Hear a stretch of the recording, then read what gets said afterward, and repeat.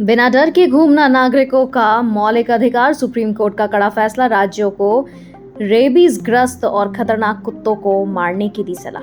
देश में आवारा कुत्ते के बढ़ते आतंक पर सुप्रीम कोर्ट ने सख्त रुख अपनाया है। अदालत ने कहा है कि संविधान के अनुच्छेद 21 के तहत गरिमापूर्ण जीवन जीने के अधिकार में सार्वजनिक स्थानों पर सुरक्षित घूमना भी शामिल है। कोर्ट ने शैक्षणिक संस्थानों, अस्पतालों और सार्वजनिक परिसरों में आवारा कुत्तों को हटाने का आदेश बरकरार रखा है। साथ ही राज्य सरकारों को फटकार लगाते हुए रेबीज से पीड़ित और खतरनाक कुत्तों को मारने तथा हाईवे से मवेशियों को हटाने पर विचार करने को कहा। पीएम मोदी के नॉर्वे दौरे पर प्रेस स्वतंत्रता को लेकर के तीखी बहस। भारतीय विदेश मंत्रालय ने कहा, भारत 5000 साल पुरानी अटूट सभ्यता।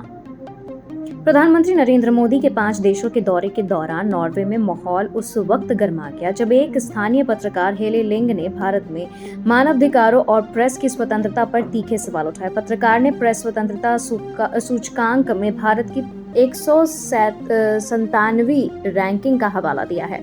इस पर विदेश मंत्रालय के सचिव सीबी जॉर्ज ने करारा जवाब देते हुए कहा है कि भारत केवल एक देश नहीं बल्कि 5000 साल पुरानी अटूट सभ्यता है। कोरोना काल में दुनिया की मदद करके भारत ने यह भरोसा जीता है।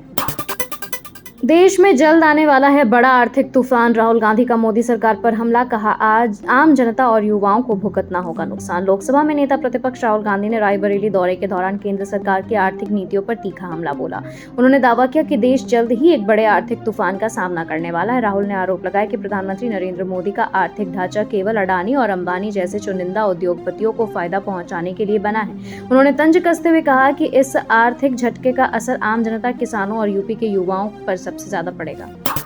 उमर खालिद ने मांगी थी 15 दिन की राहत, करकरडूमा कोर्ट से लगा बड़ा झटका। दिल्ली दंगों के आरोपी उमर खालिद की 15 दिन की अंतरिम जमानत याचिका करकरडूमा कोर्ट ने खारिज कर दी है। खालिद ने अपनी बीमार मां की देखभाल और दिवंगत मामा के चहलूम में शामिल होने के लिए कोर्ट से गुहार लगाई थी। उनके वकील ने दलील दी कि वह परिवार के इकलौते बेटे हैं और उनकी 4 बहन शादीशुदा हैं, जबकि बुजुर्ग पिता अकेले मां की देखभाल नहीं कर सकते। समानता के आधार पर सह आरोपियों की जमानत का हवाला भी दिया गया, लेकिन अदालत ने उन्हें राहत नहीं मिली।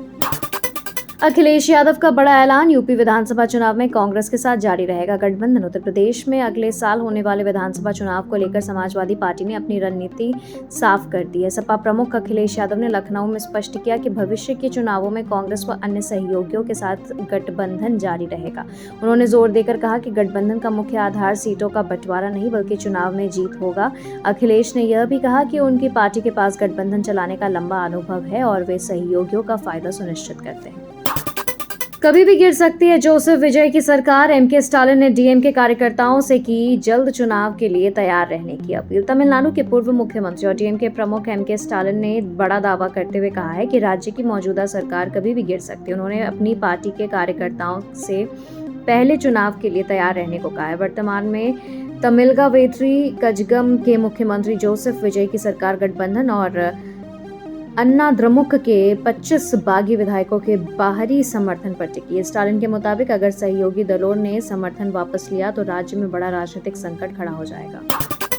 टीएमसी उम्मीदवार जहांगीर खान ने वापस लिया नाम, शुवेंदु अधिकारी बोले एजेंट न मिलने पर मैदान छोड़कर भागे। पश्चिम बंगाल की फाल्टा विधानसभा सीट पर 21 मई को होने वाले उपचुनाव से ठीक पहले टीएमसी उम्मीदवार जहांगीर खान ने अपना नाम वापस ले लिया है। उन्होंने इसे फाल्टा के विकास के लिए लिया गया निजी फैसला बताया। इस पर पलटवार करते हुए मुख्यमंत्री शुवेंदु अधिकारी ने तंज कसा कि पोलिंग एजेंट न मिलने के कारण टीएमसी प्रत्याशी मैदान छोड़कर भाग गए। वहीं टीएमसी ने आरोप लगाया कि बीजेपी द्वारा उनके कार्यकर्ताओं को डराया धमकाया और गिरफ्तार किया जा रहा। फाल्टा उपचुनाव से पहले टीएमसी के जहांगीर खान ने वापस लिया नाम, मुख्यमंत्री शुवेंदु अधिकारी की चेतावनी के बाद पलटी बाजी। पश्चिम बंगाल के फाल्टा विधानसभा सीट पर वोटिंग से पहले महज 2 दिन पहले टीएमसी उम्मीदवार जहांगीर खान ने मैदान छोड़ दिया। चुनाव प्रचार के दौरान पुष्पा झुकेगा नहीं साला डायलॉग बोलकर वायरल हुए जहांगीर के इस फैसले से हर कोई हैरान है। सोशल मीडिया पे वे जमकर ट्रोल हो रहे हैं। बताया जा रहा है कि यह फैसला मुख्यमंत्री शुवेंदु अधिकारी के उस चेतावनी के बाद आया है जिसमें उन्होंने कहा था कि पुष्पा अब मेरी जिम्मेदारी है और इस मामले में मैं खुद संभालूंगा। मुख्यमंत्री शुवेंदु अधिकारी का बड़ा वादा, 2021 के चुनावी हिंसा के पीड़ितों को देंगी सरकार नौकरी। पश्चिम बंगाल के मुख्यमंत्री शुभेंदु अधिकारी ने घोषणा की है कि 2021 के विधानसभा चुनाव के बाद हुई हिंसा में मारे गए भाजपा कार्यकर्ताओं के परिवारों को सरकार नौकरी देगी। उन्होंने पार्टी कार्यकर्ताओं की सुरक्षा की पूरी जिम्मेदारी लेने की बात कही है। सीएम अधिकारी ने फाल्टा से भाजपा उम्मीदवार देबांशु पांडा को निर्देश दिया कि वे हिंसा पीड़ित कार्यकर्ताओं की सूची तैयार कर भेजें ताकि उन्हें तुरंत मदद पहुंचाई जा सके। एनसीपी ने प्रशांत किशोर को सौंपी कमान। 2029 के विधानसभा चुनावों के लिए अभी से फूका रणनीतिक बिगुल। चुनावी रणनीति के चाणक्य माने जाने वाले प्रशांत किशोर अब राष्ट्रवादी कांग्रेस पार्टी के नए रणनीतिकार होंगे। 19 मई को एनसीपी के राष्ट्रीय अध्यक्ष सुनेत्रा पवार, सांसद पार्थ पवार और प्रशांत किशोर के बीच हुई उच्च स्तरीय बैठक में यह फैसला लिया गया है। कानूनी औपचारिकताएं पूरी होने के बाद 1 जून से प्रशांत किशोर की कंपनी आधिकारिक तौर पर काम करना शुरू कर देगी। पार्टी ने आने वाले 3 साल और 2029 के चुनावों की तैयारी के लिए अभी से कमर कस ली है।